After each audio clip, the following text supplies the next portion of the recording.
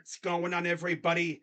Crazy Dog back with a very special late night Cavs video for you guys, as we are officially 1 month away from the NBA trade deadline, which means only one thing. It's time for Cleveland Cavaliers trade rumor videos. And you know how much I love me some Cavs trade rumors. Now, earlier today, I was scrolling through Bleacher Report and I found an article posted by Joseph Zucker. Shout out to Joseph Zucker, by the way, talking about two potential trade options for the Cleveland Cavaliers. That being, of course, as you can see on your screen, Bojan Bogdanovic of the Detroit Pistons, who, of course, was a former teammate with Donovan Mitchell in Utah, and Tim Hardaway Jr. of the Dallas Mavericks. I did not expect to see his name linked to the Cavs, but all right. Now, reading this little snippet that I posted, and I quote, the Dallas Mavericks' Tim Hardaway Jr. and Detroit Pistons' Bojan Bogdanovic are both atop the Cleveland Cavaliers wish list ahead of the NBA trade deadline, according to Cleveland.com's Chris Fedor. Wow, okay. That's got me going a little bit. The Cavs are legit out here looking for options to fill out the number 3 spot in our starting lineup. You absolutely love to see it. You put either Hardaway Jr. or Bojan Bogdanovic at the number 3 spot in our starting lineup with Spida and DG at the guard positions and Mobley and Allen in the paint. My God. Because if I know one thing about THJ and Boyan, they can shoot it really well. I don't know about the defense, but yeah, they can get buckets. My God, that would be lit if we got one of these two guys. Now, continuing with the article, Fedor reported on Jake Fisher's Please Don't Aggregate This podcast via Hoops Hype that one of Hardaway or Bogdanovic would be Cleveland's preferred trade targets. Okay, you got me even more interested. Keep going. Fisher reported Thursday the Cavs were among the possible suitors for Bogdanovic. They have plenty of competition, though, with the Dallas Mavericks, Phoenix Suns, and Los Angeles Lakers in the mix as well. All right, now what I see with those three teams are they're kind of desperate in different ways.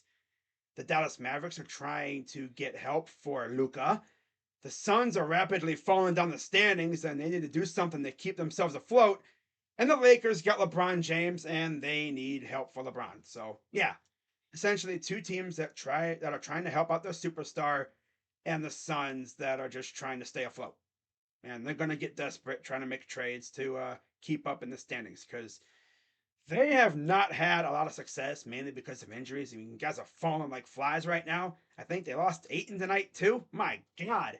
No Chris Paul, no Ayton, no Booker, no Cameron Payne. My God, no Cam Johnson. My God, dude. We're going to have a G League roster before you know it. My God. What is going on over there in Phoenix? Yeah, pretty much Kobe Altman's going to have a lot of competition for Bojan Bogdanovic. Now, to wrap up this little snippet, uh, Mr. Zucker posted the Pistons are putting a premium on the 33-year-old forward as well, with Fisher reporting Detroit is hoping to get a first-round pick and either a young player with upside or additional draft capital. Okay, well, immediately I can say that we're not going to do the first-round pick because we can't, simply because we can't trade a first-round pick until I believe next year's draft, if I'm not mistaken. That's what I saw. Correct me if I'm wrong. And when it comes to the young player with upside or additional draft capital, well, we do have some access bench depth, like Dylan Windler, maybe Karis LeVert. I mean, Isaac Okoro. And I know we have a ton of second round picks that we could throw in there. But yeah, I don't know if we're going to be able to get Bogdanovich with what we currently have. Unless we, convince a third team to jump in to help out. I'm sure Kobe Altman will figure something out, and he's going to go out and get us a solid 3-and-D wing player to fill out our need at the small forward spot. Because I'm telling you one thing, we get one of these two guys, oh, it's lit. I mean, let's take a look at their stats, shall we? So we're going to start off with my guy, Bojan Bogdanovic. So let's take a look at Bogdanovic's stats. Okay, so 41 games this season so far, 21 points, about 4 total rebounds, 3 assists. He's shooting 49% from the field, 42% from 3, 89% from the free throw line, and he has an EFG percentage of 57. All right, that's solid. That's really good. And his per is 18.1, and he has a win share of 2.7, so essentially 3. Yeah, he would be a very solid addition to the Cavs starting lineup. Do you think he could come off the bench? I don't think we would have him coming off the bench.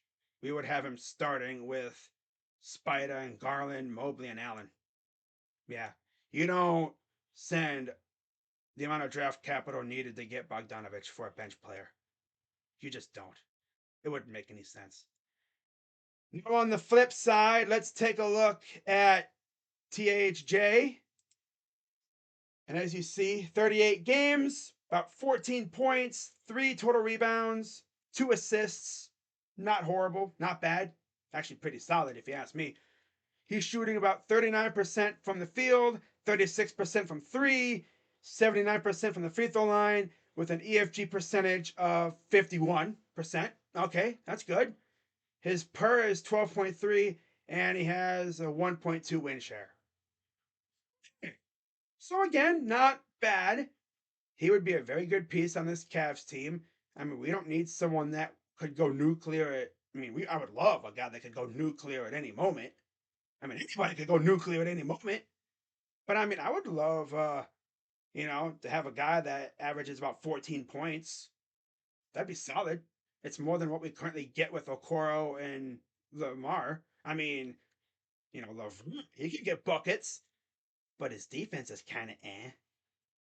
But I mean, if we were able to get one of Hardaway Jr., Bogdanovich, that would be dope.